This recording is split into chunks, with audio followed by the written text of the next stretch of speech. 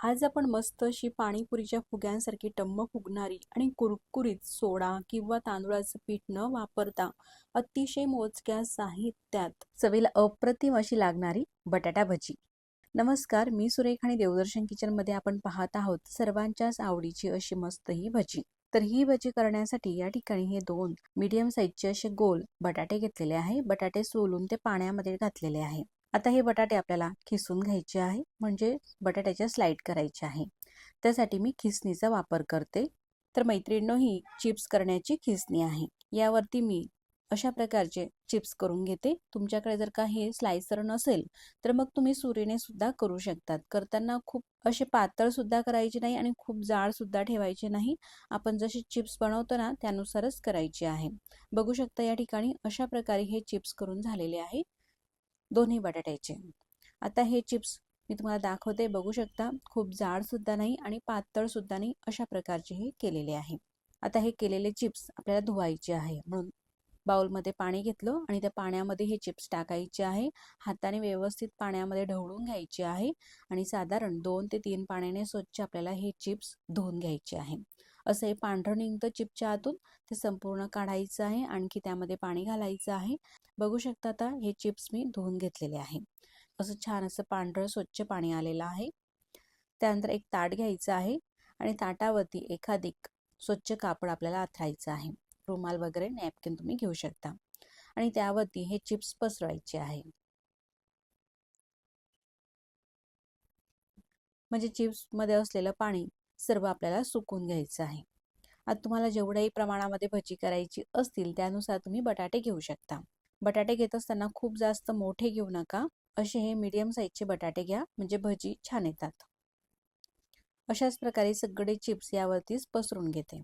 सगळे चिप्स हे पसरून घेतलेले आहे. आता यावरती रुमाल दुमडायचा आहे, म्हणजे आथरून घ्यायचा आहे. अशा हाताने थोडंसं दाबून घेऊ, म्हणजे चिप्स वरती असलेलं पाणी सगळं हा रुमाल शोषून घेईल. असंच 5 मिनिटासाठी राहू द्यायचं आहे. तोपर्यंत एका बाउलमध्ये 1.5 कप बेसन पीठ घ्यायचं आहे. त्यामध्ये पाणी घालायचं आहे. पाणी घालताना अगदी थोडं थोडंच पाणी घालायचं आहे, एकदम पूर्णपणे पाणी घालून द्यायचं नाही. आणि मिक्सरने किंवा हातानेच मिक्स करून घ्यायचं आहे पाण्यामध्ये. पुन्हा त्यामध्ये पाणी घातलेलं आहे. छान असं हे पीठ मिक्स करून घ्यायचं आहे. बघू शकता एक सुद्धा यामध्ये गाठ नाही. असं अगदी स्मूथ हे पीठ आपण पाण्यामध्ये भिजवून घेतलेलं आहे. आता यामध्ये काही मसाले टाकायचे आहे. मसाल्यामध्ये पाव चमचा चिली फ्लेक्स, पाव चमचा ओवा, चवीनुसार मीठ, 2 चिमूट हळद आणि थोडी कोथिंबीर. आता तुम्ही बेसन ज्या पद्धतीने घेतलेलं असेल, क्वांटिटीमध्ये करत असाल भजी, त्यानुसार हे संपूर्ण साहित्य त्यामध्ये घालायचे आहे. आता मिक्स करून घेऊ. बघू शकता अगदी बेसिक साहित्यामध्येच आपली ही मस्त अशी भजी होत असतात. आता हे कितपत पातळसर किंवा कितपत घट्टसर बेसन पीठ आपल्याला भिजवायचं आहे. बघू शकता अशा प्रकारे जर का चमचावरती बोट फिरवलं तर यानुसार हे बेसन पीठ निघायला हवं. खूप पातळ सुद्धा नाही आणि खूप असं घट्ट सुद्धा नाही.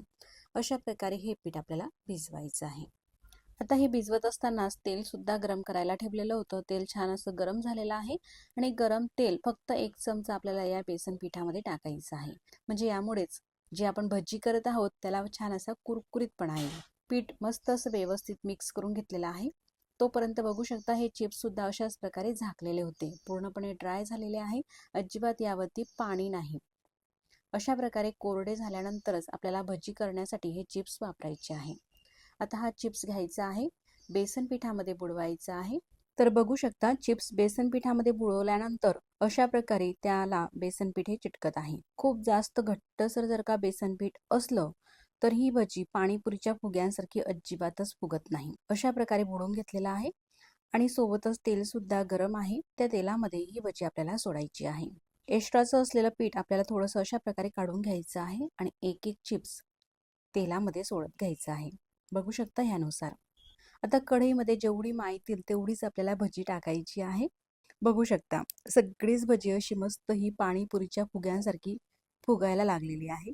तेल हे छान गरम असायला हवं आणि गॅसची फ्लेम सुद्धा मीडियम पेक्षा मोठी आहे. अजिबात कमी गॅसवरती ही भजी तुम्ही तळू नका. भजी दोन्ही साईडने मस्त अशी तळून झाली का मग ती काढायची आहे. झाऱ्यामध्ये संपूर्ण तेल निथळलेलं आहे आणि मग ताटामध्ये ही भजी काढते. बघू शकता मस्त अशी भजी झालेली आहे आणि अजिबात ही भजी तेलकट होत नाही, कारण आपण यामध्ये अजिबात सोडा किंवा इनो ह्यापैकी काही घातलेलं नाही. अशाच प्रकारे राहिलेली संपूर्ण भजी मी तळून घेते. तेल असं धूर निघेपर्यंत कडकडी सुद्धा असायला नको, कारण भजी टाकताच लगेचच ते लाल होतील. आणि थंड सुद्धा असायला नको. थंड तेलामध्ये ही भजी तेलकट होतात. भजी तळण्यासाठी आपण ज्यानुसार तेलाचा वापर करतो गरम, तशाच तेलाचा वापर करायचा आहे. मग मंडळी, तुम्ही ही रेसिपी इथपर्यंत बघत आलातच. तुम्हाला ही रेसिपी कशी वाटली मला कमेंट्स करून नक्कीच कळवा आणि व्हिडिओ आवडल्यास तर आपल्या देवदर्शन किचन चॅनलला सबस्क्राईब करा. अशाच प्रकारे संपूर्ण ही भजी तळून घेतलेली आहे. सोबतच काही मिरच्या सुद्धा तळलेल्या आहे. मिरचीला आतमध्ये थोडीशी चीर द्यायची आहे आणि त्यानंतर मगच तळायची आहे, नाहीतर मिरची ही फुटून अंगावरती उडू शकते. तर 2 बटाट्यामध्ये एवढी अशी प्लेट भरून भजी झालेली आहे आणि त्यासोबतच मस्त असा गरमागरम चहा. चवीला अप्रतिम असं लागणारा संध्याकाळच्या नाश्त्याला किंवा सकाळच्या नाश्त्याला किंवा मनात जेव्हा येईल त्यावेळेस तुम्ही हे करून खाऊ शकता, कारण ही रेसिपी अतिशय मोजक्या साहित्यात होते आणि बनवायला सुद्धा सोपी आहे. भजी तुम्हाला तोडून सुद्धा दाखवते. मस्त अशी फुग्यांसारखी ही भजी झालेली आहे. मग पुन्हा भेटू नवीन छानशा अशाच रेसिपी सोबत. तोपर्यंत नमस्कार.